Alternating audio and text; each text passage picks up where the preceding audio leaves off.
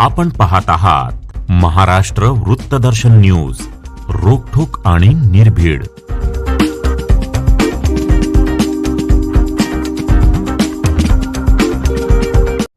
जितके हितचिंतक जास्त तितकी जास्त प्रगती होत असते. त्यामुळे मोहन वनखंडे सरांना भविष्यात चांगली संधी मिळणार आहे, असे मत उद्योगमंत्री उदय सामंत यांनी व्यक्त केलं.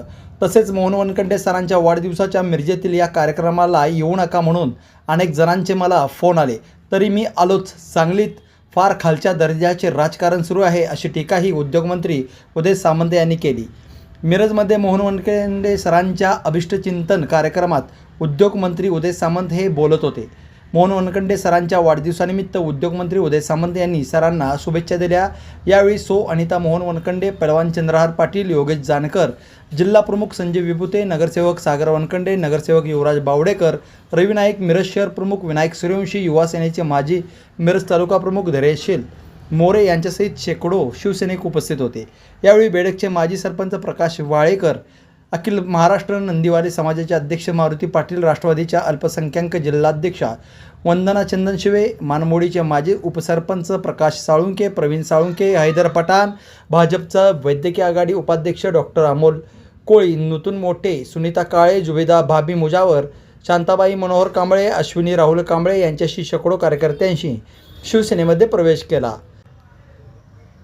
विरोधकांनी केवळ माझ्यावर टीका करण्यासाठी बाजारबुंड्यांना पक्षात प्रवेश दिला आहे, अशी टीका करून शिवसेना मनपा क्षेत्रप्रमुख मोहन वनखंडे सर पुढे म्हणाले, दुसऱ्याला टीका करायला सांगण्यापेक्षा थेट माझ्यावर तुम्ही टीका करा, मी पण टीकेला उत्तर द्यायला समर्थ आहे. मी जर तोंड उघडले तर मग अवघड होईल, असा इशाराही शिवसेना मनपा क्षेत्रप्रमुख मोहन वनखंडे सर यांनी दिला. मला राजकारणातून संपवण्यासाठी आणि मला अडकवण्यासाठी अनेक प्रयत्न झाले, पण मी मिरजेच्या मातीत तयार झालेला पैलवान आहे. मी कुणाच्याही हाताला लागणार नाही, असेही मोहन वनखंडे सर यांनी यावेळी सांगितलं.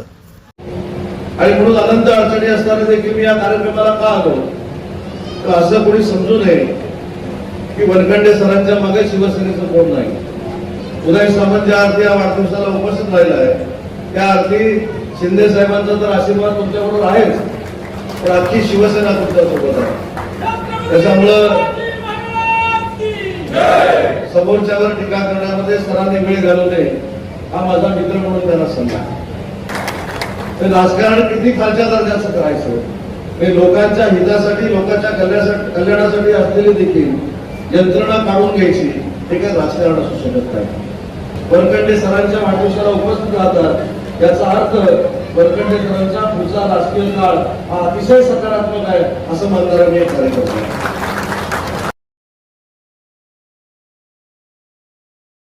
सगळ्या वनखंडेचं बाकीचं सोडून द्या, कोणी काय केलं, शेवटी ज्यानं केलंय त्याला याच जन्मी भोगायचं आहे. त्याच्यामुळे आपण काय चांगलं करतोय, आपण किती चांगल्या पद्धतीनं लोकांना मान सन्मान देतोय, किती लोकांची विकास कामं करतोय, याच्यावर आपलं राजकीय शेवटी हित अवलंबून असतं, यश अवलंबून असतं. मी देखील येताना मला अनेकांनी सांगितलं, लोक किती हितचिंतक असतात बघा.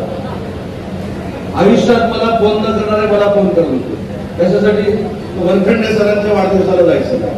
मी म्हणजे एकदा मी ठरवलंय, मी ठरवायच्या अगोदर विचार करतो, आणि एकदा ठरवलं की मला कोणाचाही बाप होऊ शकत नाही. 2.5 वर्ष त्या पालकमंत्र्यांच्या विरोधात मी संघर्ष करतोय. अनेक वेळी डाव टाकायचे प्रयत्न केले, वनखंडे सरांना कुठेतरी अडचणीत आणायचं, किती गाठायचं आणि बाद करायचं, पण वनखंडे सर या मिरजेच्या मातीत मुरलेला पैलवान आहे, कधीही कुणाच्या हाताशी घावणार नाही.